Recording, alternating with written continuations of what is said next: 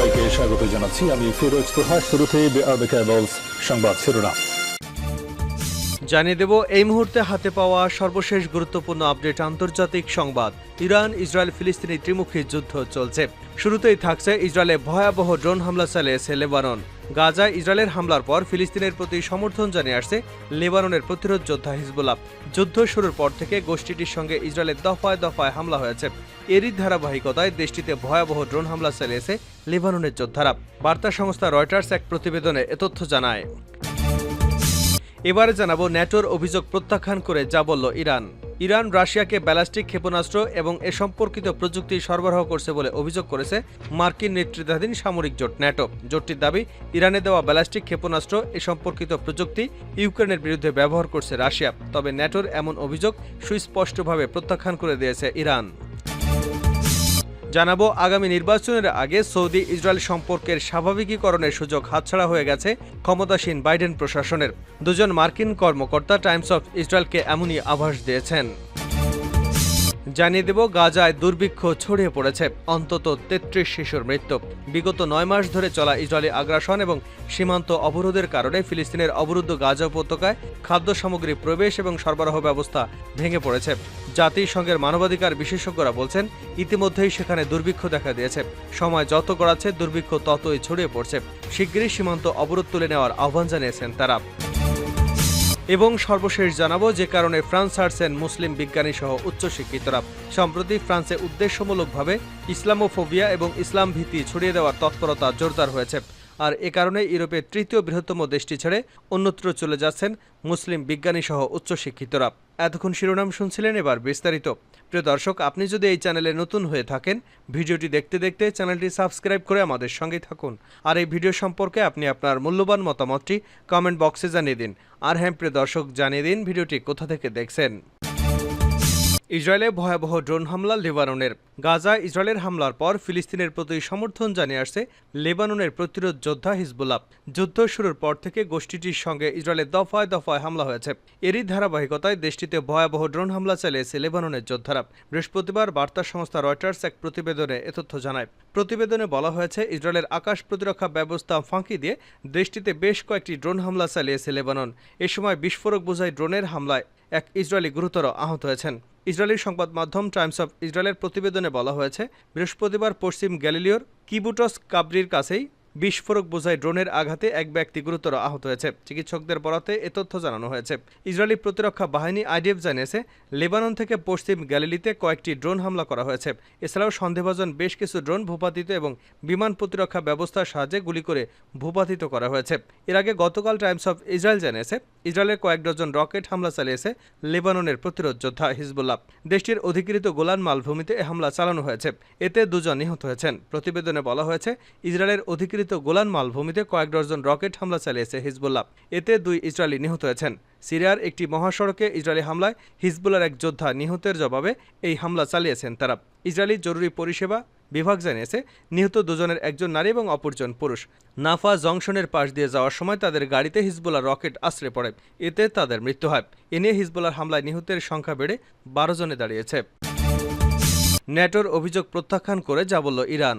Iran রাশিয়াকে ballistic ক্ষেপণাস্ত্র এবং এর সম্পর্কিত প্রযুক্তি সরবরাহ করছে বলে অভিযোগ করেছে মার্কিন নেতৃত্বাধীন সামরিক জোট ন্যাটো। জোটটির দাবি, ইরানের দেওয়া ব্যালিস্টিক ক্ষেপণাস্ত্র এবং এ সম্পর্কিত প্রযুক্তি ইউক্রেনের বিরুদ্ধে ব্যবহার করছে রাশিয়া। তবে ন্যাটোর এমন অভিযোগ সুস্পষ্টভাবে প্রত্যাখ্যান করেছে তেহরান। জবাব হিসেবে বৃহস্পতিবার ইরানের পররাষ্ট্র মন্ত্রণালয়ের মুখপাত্র নাসির কানানি এক বিবৃতিতে বলেছেন, ন্যাটো জোটের অভিযোগ সম্পূর্ণভাবে ভিত্তিহীন এবং রাজনৈতিক উদ্দেশ্য প্রণোদিত। ন্যাটো জোটের নেতারা বুধবার দাবি করেন যে উত্তর কোরিয়া এবং ইরান রাশিয়াকে ইউক্রেনের বিরুদ্ধে সামরিক অভিযান চালানোর ক্ষেত্রে রসদ যোগাচ্ছে, যা মস্কোর প্রতি দেশ দুটির সরাসরি সামরিক সমর্থন। এর আওতায় উত্তর কোরিয়া ইরাক এবং রাশিয়াকে গোলাবারুদ এবং ড্রোন সরবরাহ করছে, যা ইউরো আটলান্টিক নিরাপত্তার ক্ষেত্রে প্রভাব ফেলেছে এবং বৈশ্বিক নিরস্ত্রীকরণের প্রচেষ্টাকে ব্যাহত করেছে। ন্যাটো জোটের নেতারা আরও বলেন, ইরানের সরবরাহ করা ব্যালিস্টিক ক্ষেপণাস্ত্র এবং এ সম্পর্কিত প্রযুক্তি সংঘাত বাড়িয়ে তোলার ক্ষেত্রে বিশেষ ভূমিকা রাখতে পারে। এর জবাবে ইরানের মুখপাত্র বলেছেন, ইউক্রেনকে কেন্দ্র করে বর্তমানে যেসব সংঘাত এবং ঘটনাবলী ঘটছে তা মূলত ন্যাটোর উস্কানিমূলক নীতি এবং তৎপরতার সরাসরি ফসল, যার নেতৃত্বে রয়েছে খোদ যুক্তরাষ্ট্র। নাসের কানানি আরও বলেন, ইউক্রেন যুদ্ধের সঙ্গে ইরান এবং উত্তর কোরিয়াকে যুক্ত করার যে প্রচেষ্টা মূলত রাজনৈতিক উদ্দেশ্য প্রণোদিত বলে চিহ্নিত হবে এবং পশ্চিমারা ইউক্রেনকে আরও সামরিক সহায়তা দেওয়ার ক্ষেত্রে একে অজুহাত হিসেবে ব্যবহার করবে। তিনি সুস্পষ্টভাবে বলেন, ইরান কখনো ইউক্রেন সংঘাত চলার মধ্যে রাশিয়াকে ড্রোন সরবরাহ করেনি, বরং তেহরান সবসময় রাজনৈতিক এবং কূটনৈতিক উপায়ে সমস্যার সমাধানের কথা বলে আসছে। সৌদি ইসরায়েল সম্পর্ক স্বাভাবিকীকরণের সুযোগ হাতছাড়া বাইডেন প্রশাসনের। আগামী মার্কিন নির্বাচনের আগে সৌদি ইসরায়েল সম্পর্ক স্বাভাবিকীকরণের সুযোগ হাতছাড়া হয়ে গেছে ক্ষমতাসীন বাইডেন প্রশাসনের। বুধবার দুজন মার্কিন কর্মকর্তা টাইমস অফ ইসরায়েলকে এমন আভাস দিয়েছেন। এক ডেমোক্রেটিক এমপি এবং রিপাবলিকান সিনেটের এক সিনিয়র সহকারী বুধবার টাইমস অফ ইসরায়েলকে বলেছেন, স্বাভাবিকীকরণ চুক্তিটি সবসময় একটি জটিল বিষয় হিসেবে বিবেচিত হতো, কারণ একদিকে সৌদি দাবি করছে যেন স্বাধীন ফিলিস্তিনি রাষ্ট্রের পথ খোলা থাকে, অপরদিকে ইসরায়েলের প্রধানমন্ত্রী বেঞ্জামিন নেতানিয়াহু এ ধরনের পরিকল্পনাকে প্রত্যাখ্যান করে আসছেন। তবুও মার্কিন যুক্তরাষ্ট্র সৌদি আরবের সাথে তার নিজস্ব প্রতিরক্ষা চুক্তির সমান্তরালে স্বাভাবিকীকরণ চুক্তিকে এগিয়ে নিতে চেয়েছে, তবে সেজন্য সিনেট অনুমোদন প্রয়োজন। তারা আরও জানান, প্রতিরক্ষা চুক্তি অনুমোদনের জন্য শুনানির প্রয়োজন, কিন্তু সেজন্য কংগ্রেশনাল ক্যালেন্ডার পর্যন্ত সময় বাকি নেই। সৌদি ইসরায়েল সম্পর্ক স্বাভাবিকীকরণের সুযোগ হাতছাড়া হয়ে যাচ্ছে বাইডেন প্রশাসনের। প্রকৃতপক্ষে নির্বাচনের আগ পর্যন্ত শেষবারের মতো ২৭শে সেপ্টেম্বর অবসর হওয়ার আগে মার্কিন সিনেটের অধিবেশন চলছে। এমন ৪ সপ্তাহের কম সময় আছে। এ সময়ের মধ্যে অগাস্ট মাস অন্তর্ভুক্ত থাকে। তখন কংগ্রেস শুধুমাত্র ২ দিনের জন্য খোলা থাকে। গাজায় দুর্ভিক্ষ ছড়িয়ে পড়েছে, অন্তত ৩৩ শিশুর মৃত্যু। বিগত ৯ মাস ধরে চলা ইসরায়েলি আগ্রাসন এবং সীমান্ত অবরোধের কারণে ফিলিস্তিনের অবরুদ্ধ গাজা উপত্যকায় খাদ্য সামগ্রী প্রবেশ এবং সরবরাহ ব্যবস্থা ভেঙে পড়েছে। জাতিসংঘের মানবাধিকার বিশেষজ্ঞরা বলছেন, ইতিমধ্যে সেখানে দুর্ভিক্ষ দেখা দিয়েছে। সময় যত গড়াচ্ছে দুর্ভিক্ষ তত ছড়িয়ে পড়ছে। শীঘ্রই সীমান্ত অবরোধ তুলে নেওয়ার আহ্বান জানিয়েছেন তারা। খবর রয়টার্সের। গাজার স্বাস্থ্য মন্ত্রণালয়ের দেওয়া মঙ্গলবারের বিবৃতিকে উদ্ধৃত করে ওই ব্রিটিশ সংবাদ মাধ্যম বলছে, খাদ্যের দুষ্প্রাপ্যতা এবং তার ফলে সৃষ্ট অপুষ্টি এ সংক্রান্ত বিভিন্ন শারীরিক সমস্যা এবং এ পর্যন্ত গাজায় মৃত্যু হয়েছে অন্তত ৩৩ জন শিশুর। মৃত এই শিশুদের অধিকাংশই গাজার উত্তরাঞ্চলীয় বিভিন্ন এলাকার। স্বাস্থ্য মন্ত্রণালয়ের এই তথ্যকে সমর্থন করেছে জাতিসংঘের মানবাধিকার বিশেষজ্ঞদের প্যানেলও। গত মে মাসে গাজা সফরে গিয়েছিলেন জাতিসংঘের শরণার্থী বিষয়ক সংস্থা ইউএনএইচসিআর মনোনীত ১১ জন মানবাধিকার বিশেষজ্ঞের একটি প্যানেল। মঙ্গলবার এক বিবৃতিতে প্যানেল সদস্যরা জানিয়েছেন, সফরের সময় তারা গাজার দক্ষিণাঞ্চলীয় শহর খান ইউনিস এবং মধ্যাঞ্চলীয় উপশহর দেইর আল বালাতে অপুষ্টিজনিত কারণে বেশ কয়েকজন শিশুকে মৃত্যু এবং মুমূর্ষু অবস্থায় দেখেছেন।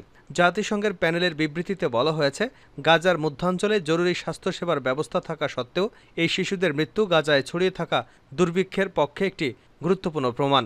জাতিসংঘের খাদ্য অধিকার বিষয়ক বিশেষ দূত মিখাইল ফাকরি জাতিসংঘের প্যানেলের বিবৃতিকে সমর্থন করে পৃথক এক বিবৃতিতে তিনি বলেছেন, ইসরায়েল ইচ্ছাকৃতভাবে গাজায় দুর্ভিক্ষের পরিস্থিতি সৃষ্টি করেছে।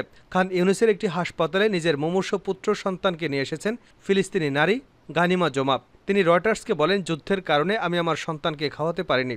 যে পানি এখন আমরা খাচ্ছি তাও দূষিত। ছেলের দিকে তাকালে কষ্ট হয়।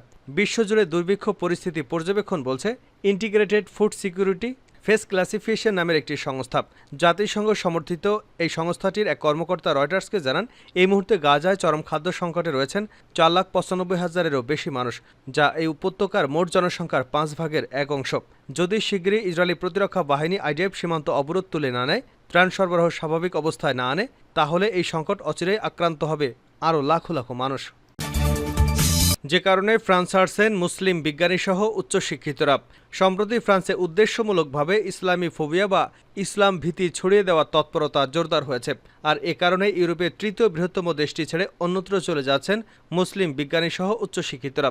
সম্প্রতি আনাদোলু এজেন্সির এক প্রতিবেদনে এমন তথ্য উঠে এসেছে।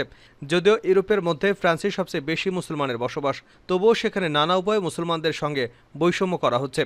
প্রতিবেদনে বলা হয়েছে, সেখানকার মুসলমানদের সম্পর্কে নানা অপপ্রচার চালিয়ে এক ধরনের অসহনীয় পরিবেশ তৈরি করা হচ্ছে। এ কারণে ফ্রান্স ছাড়তে বাধ্য হচ্ছেন দেশটির বিশিষ্ট মুসলিম ব্যক্তিত্বরা। একটি জরিপের ফলাফলে দেখা গেছে, ফ্রান্স ছেড়ে যাওয়া প্রতি ১০ জন বিশিষ্ট মুসলিম ব্যক্তির মধ্যে ৭ জনের বেশির প্রধান কারণ হিসেবে সেখানে ইসলামী ফোবিয়া বৃদ্ধির কথা জানিয়েছেন।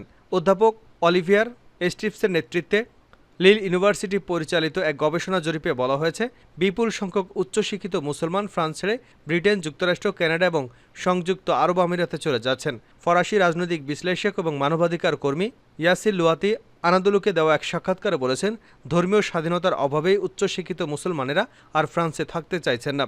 সাম্প্রতিক বছরগুলোতে ফ্রান্সে মুসলমানদের বিরুদ্ধে অপপ্রচার বেড়েছে। ফ্রান্সের মধ্যে ডানপন্থী প্রেসিডেন্ট ইমানুয়েল ম্যাক্রোর শাসনামলে দেশটির মুসলিম নাগরিক এবং ইসলামী কেন্দ্রগুলোর বিরুদ্ধে বহু আইন পাশ করা হয়েছে। এসব বিধিনিষেধ দেশটিতে বসবাসকারী মুসলমানদের জীবনযাত্রাকে আগের চেয়েও কঠিন করে তুলেছে। 2022 সালের ফেব্রুয়ারিতে ফরাসি সরকার সেখানকার মুসলমানদের ফরাসি সংস্কৃতির সঙ্গে মানানসই করে গড়ে তুলতে এবং চরমপন্থার বিরুদ্ধে লড়াইয়ের অজুহাতে দাঁড় করিয়ে ইসলামী অ্যাসেম্বলি অব ফ্রান্স নামে একটি নতুন সংগঠন প্রতিষ্ঠার ঘোষণা দেয়। এটি আসলে ফ্রান্সের ইসলামকে দুর্বল করার জন্য ম্যাক্রো সরকারের নানা পরিকল্পনারই একটি। নতুন সংগঠনটি প্রতিষ্ঠার পরপরই ফ্রান্সের মুসলিম মাযহাবগুলোর পরিদর্শক নামের সংগঠনকে বিলুপ্ত ঘোষণা করা হয়।